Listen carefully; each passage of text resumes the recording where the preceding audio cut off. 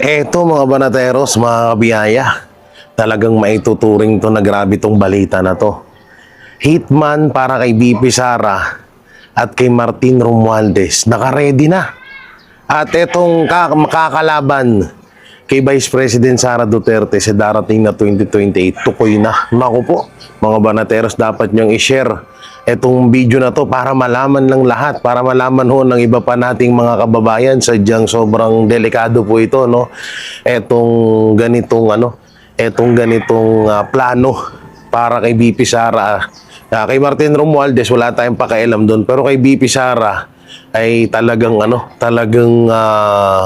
nakakatakot ito, no, dahil hindi nga nila masolusyonan kung paano nila mapabagsak itong si BP Sara Duterte at mali-mali yung mga statement ng mga witness na kinukuha nila. Ngayon talagang desidido na sila, or yung hitman ay ready na para dito kay Vice President Sara Duterte.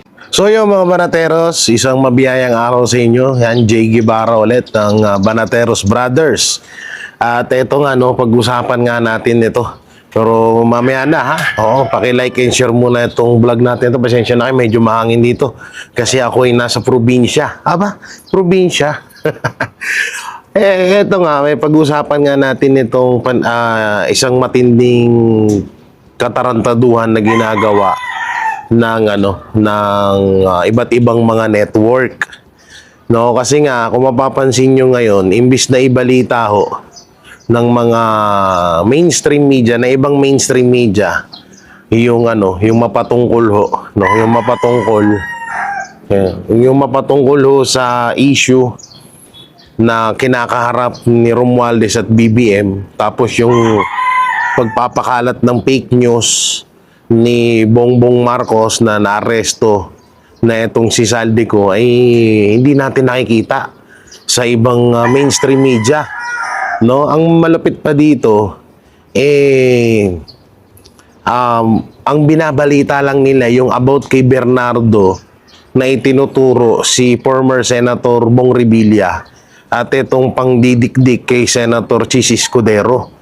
Yan lang yung nakikita natin ngayon. Yan lang yung tawag dito, yung palagi natin napapanood at nababasa sa mga article sa iba't ibang social media platform nila.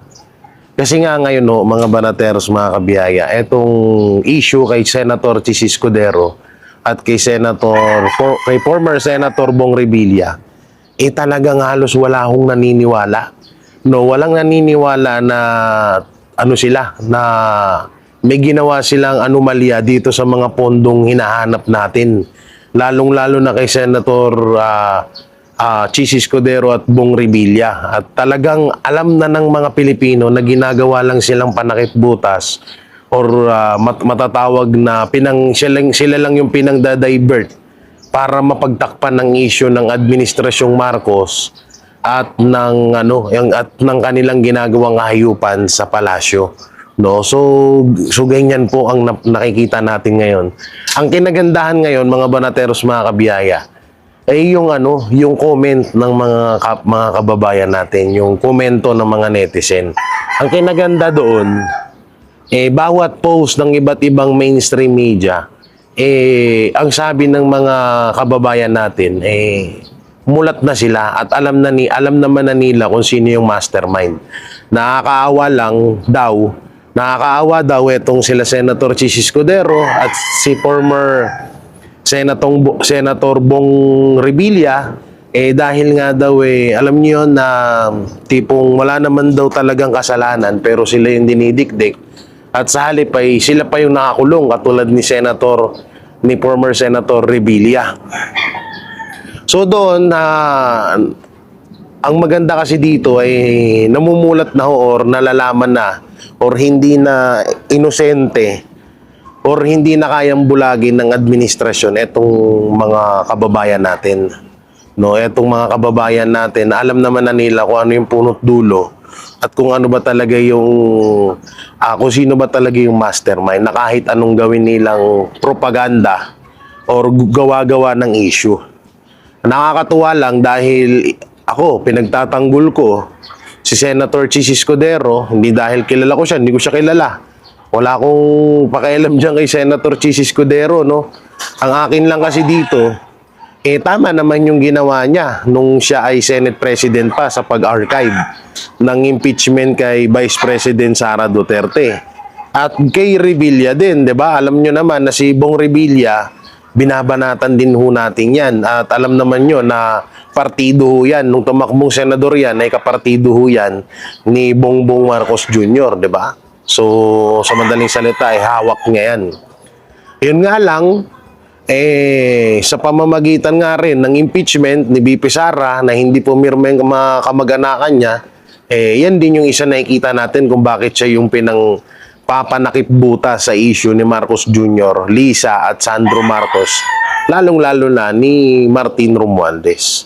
So, hindi ko yan sila personal na kilala. Ang akin lang kasi dito, kahit na binabanatan natin sila noon, doon tayo sa tama. Kung ano yung nakikita nating tama, pagtanggol natin, diba? May kasabihan nga Banateros, pag tama palakpakan, pag mali banatan. Kahit, alam nyo naman, diba, ugali na ho namin ng Banateros Brothers na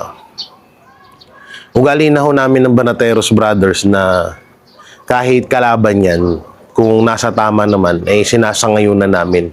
Kagaya na lang sa Vox Populi, yung mga komento, yung mga sariling opinion ng mga nagiging guest namin, kahit Dilawan or Maca Marcos, nire-respeto namin yun dahil opinion nila yun. Hindi mo dapat yung baliin at hindi mo dapat, una-una wala rin kami sa katayuan para baliin yun dahil tawag dito, wala naman sa vlog namin yun, no? Hindi naman kami nagbablog sa sarili naming channel, so isang show yun. So ganyan lang, no? Alam nyo, sa totoo lang, naawa nga lang din ako dito. Kaya nga, yung iba, naiintindihan ko din yung ibang mga gustong kumampi or gusto nang lumabas para suportahan ng mga Duterte. Naiintindihan ko rin sila na bakit hindi sila pa makalabas ngayon.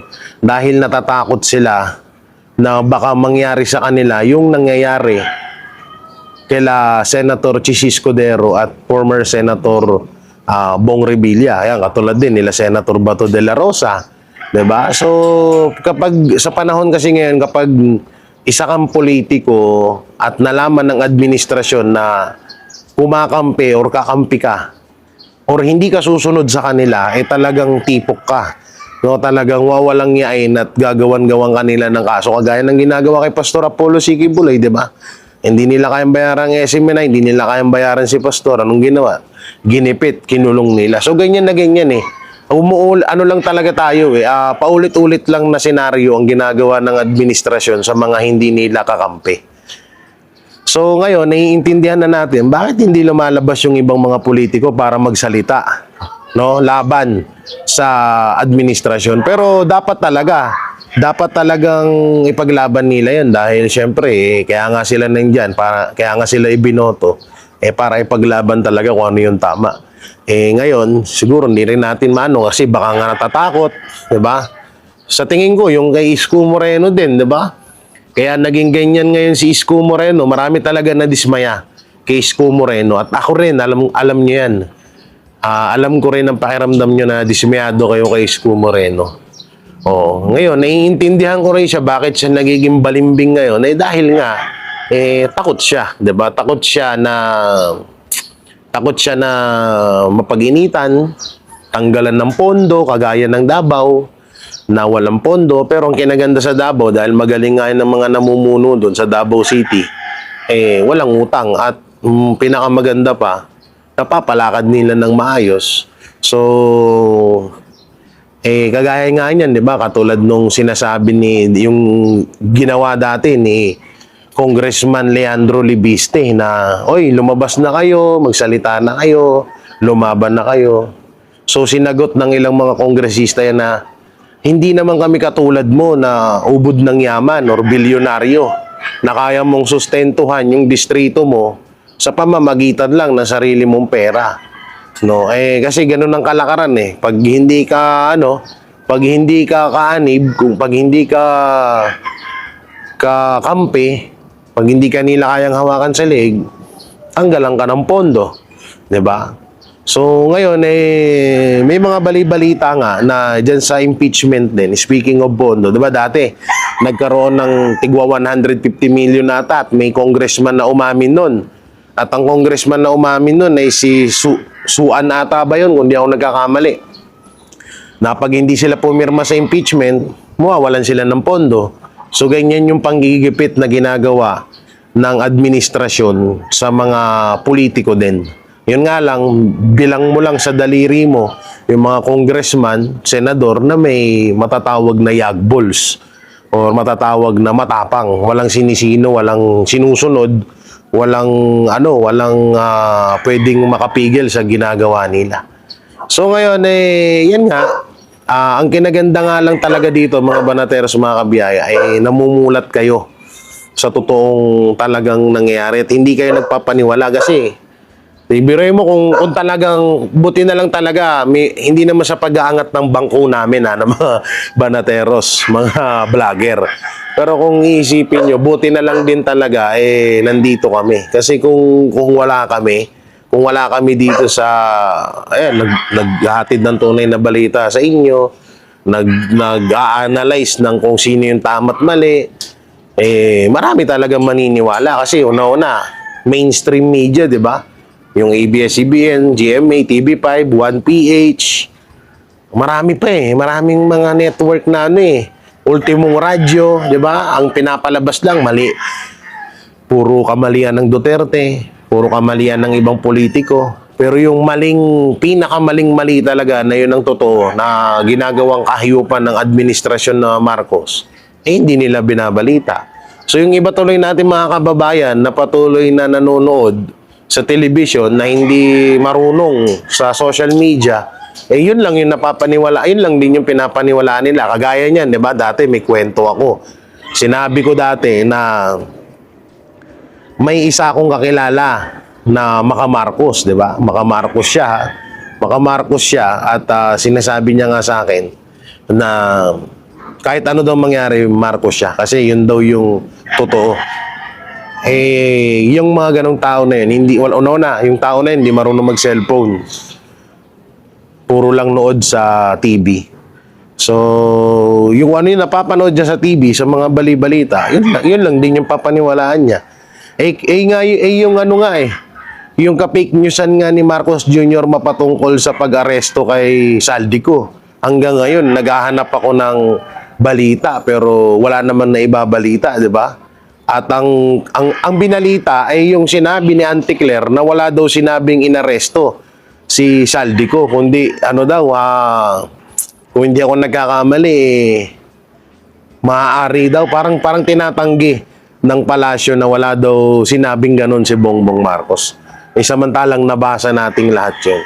Kaya nga kung talagang didepende ka lang sa mga nakikita mo at hindi mo pag-aaralan, hindi ka lalabas doon sa bubbles na pinaglalagyan mo, hindi mo malalaman talaga, hindi mo malalaman at di mo masusukat, mapagtatanto, mapagdugtong-dugtong kung sino yung mali at kung sino yung gumagawa ng tama.